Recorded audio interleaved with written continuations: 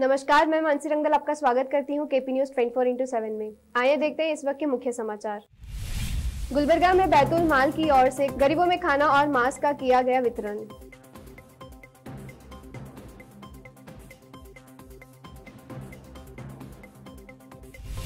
पटना के महावीर मंदिर ने शुरू किया 40 बेड का कोविड अस्पताल। सरकारी दर पर होंगे कोरोना से संक्रमण मरीजों का इलाज।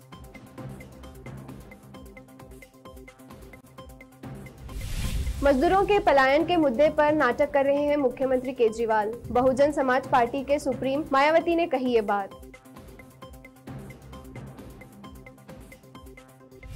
कोरोना काल में कालाबाजारी चरम पर। दिल्ली के मशहूर खान चाचा रेस्टोरेंट में मिले 96 ऑक्सीजन कॉन्सेंट्रेटर।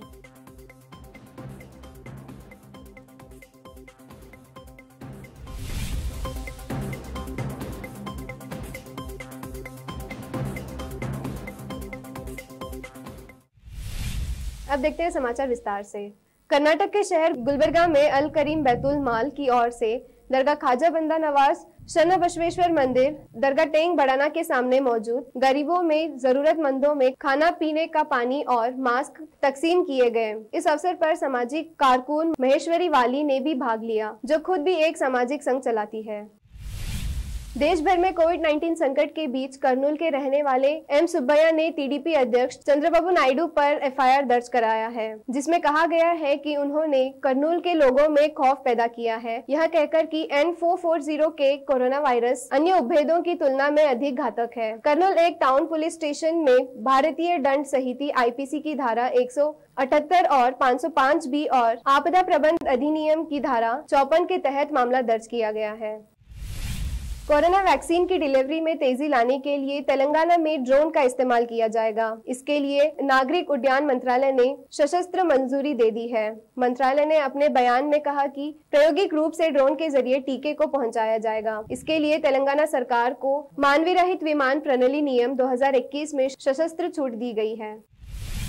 तमिलनाडु सरकार ने कोविड-19 मामलों में वृद्धि के बीच 10 मई से 2 सप्ताह के लॉकडाउन की घोषणा की है। राज्य में एक दिन पहले 26,465 नए संक्रमण के मामले सामने आने के बाद यह आदेश जारी किया गया है। केंद्र सरकार के अनुसार तमिलनाडु उन 12 राज्यों में शामिल है जहां वर्तमान में 1 लाख से अधिक सक्रिय कोविड-19 मामले हैं। मुख्यमंत्री एम.के. स्टालिन ने एक बयान में कहा कि लॉकडाउन लगाने का निर्णय शुक्रवार को जिला कलेक्टरों के साथ हुई एक समीक्षा बैठक में प्राप्त इनपुट के आधार पर लिया गया। संपूर्ण लॉकडाउन 10 मई की सुबह 4 बजे से 24 मई की सुबह 4 बजे तक लागू रहेगा। बिहार में कोरोना संकट को देखते हुए पटना के महावीर मंदिर न्यास समिति ने 40 बेड के कोविड अस्पताल की शुरुआत की है। इस अस्पताल में सरकारी दर पर जरूरतमंदों का इलाज हो सकेगा। महावीर मंदिर न्यास समिति के सचिव आचार्य किशोर कुणाल के मुताबिक इस अस्पताल में नियुक्त डॉक्टरों के अलावा अमेरिका में कोविड अस्पताल चला रहे बिहारी मूल के चिकित्सक भी अपनी सेवाएं देंगे। उन्होंने बताया कि इस अस्पताल के लिए मंदिर न्यास समिति की ओर से 10 लाख रुपए का अनुदान भी दिया गया है। बहुजन समाज पार्टी के सुप्रीमो मायावती ने दिल्ली के मुख्यमंत्री अरविंद केजरीवाल के उस बयान को नाटक करार दिया है, जिसमें उन्होंने लोगों से राष्ट्रीय राजधानी से पलायन नहीं करने की अपील की थी। साथ ही मायावती ने गरीबों, दलितों एवं आदिवासी समुदायों के लोगों का निःशुल्क टीकाकरण किए जाने की मांग भी की है। बसपा नेता ने ट्वीट कर कहा, दिल्ली के मुख्यमंत्री ने हाथ जोड़कर कहा कि दिल्ली के लोग पलायन न करें। उन्होंने यही नाटक कोरोना वायरस की पहली लहर के दौरान भी किया था। अब समय एक छोटे से ब्रेक का।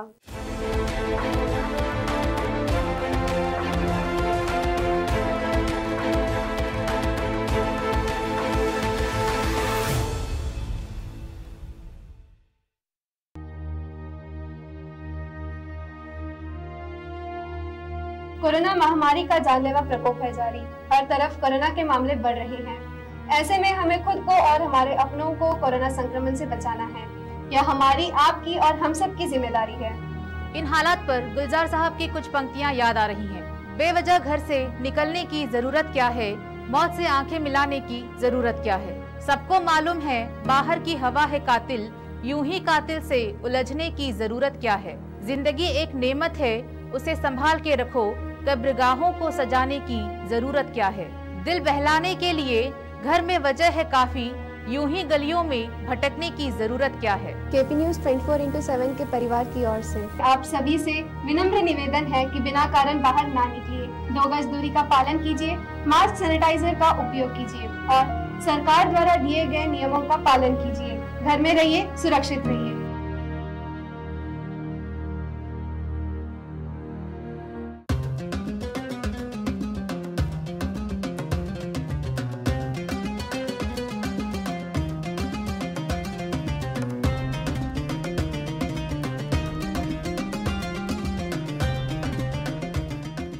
ब्रेक के बाद आप सभी का स्वागत है। देखते हैं आगे के समाचार। एक तरफ देश कोरोना महामारी में स्वास्थ्य सुविधाओं की कमी से जूझ रहा है, तो दूसरी तरफ बड़े पैमाने पर स्वास्थ्य उपकरणों की जमाखोरी और कालाबाजारी सामने आ रही है। शुक्रवार को दिल्ली पुलिस ने 2 रेस्टोरेंट पर छापा मारकर 100 से ज्यादा ऑक्सीजन कॉन्सेंट्रेटर जब्त किए। पुलिस अधिकारियों के मुताबिक 6 ऑक्सीजन कॉन्सेंट्रेटर खान चाचा रेस्टोरेंट से और 9 oxygen concentrator town hall restaurant से बरामद किया गया है। उन्होंने बताया कि दोनों रेस्टोरेंट खान मार्केट इलाके में हैं। अधिकारियों ने बताया कि 100 ऑक्सीजन कॉन्सेंट्रेटर बरामद साउथ दिल्ली के लोधी कॉलोनी से 4 लोगों गौरव, सतीश सेठी, विक्रांत और हितेश को गिरफ्तार किया गया है। यह लोग इन ऑक्सीजन कॉन्सेंट्रेटर को 16,000 रुपए में खरीदकर 50,000 रुपए में बेच रहे थे।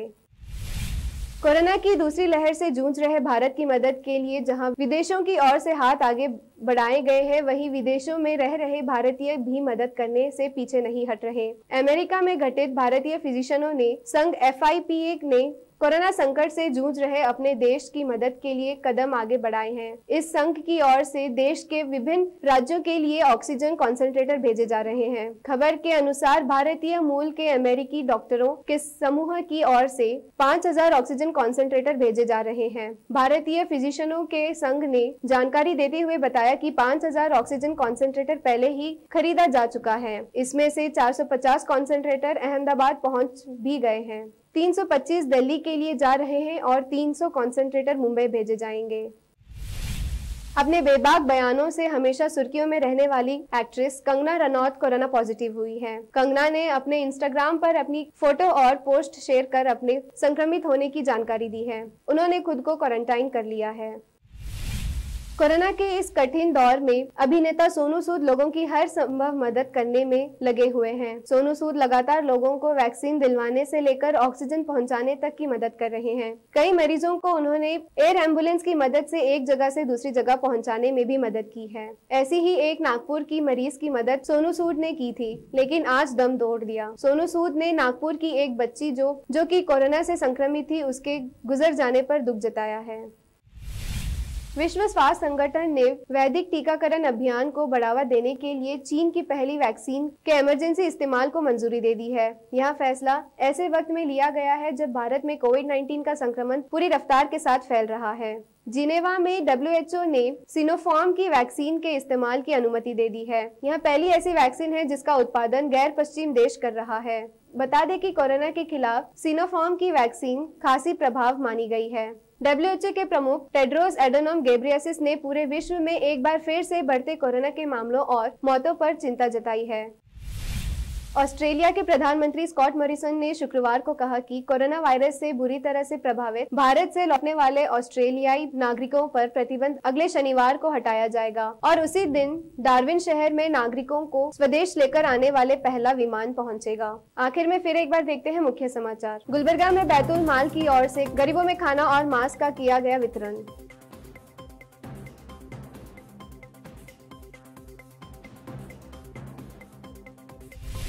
पटना के महावीर मंदिर ने शुरू किया 40 बेड का कोविड अस्पताल। सरकारी दर पर होंगे कोरोना से संक्रमण मरीजों का इलाज।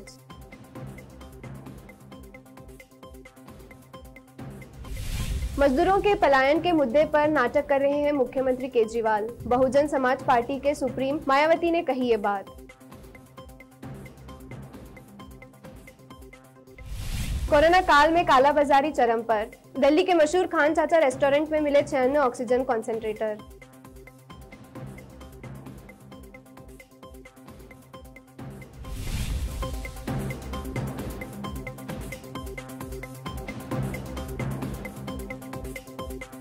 केपी न्यूज में फिलहाल इतना ही। देश प्रदेश के अन्य समाचारों के लिए देखते रहिए केपी न्यूज 24/7। तब तक के लिए धन्यवाद।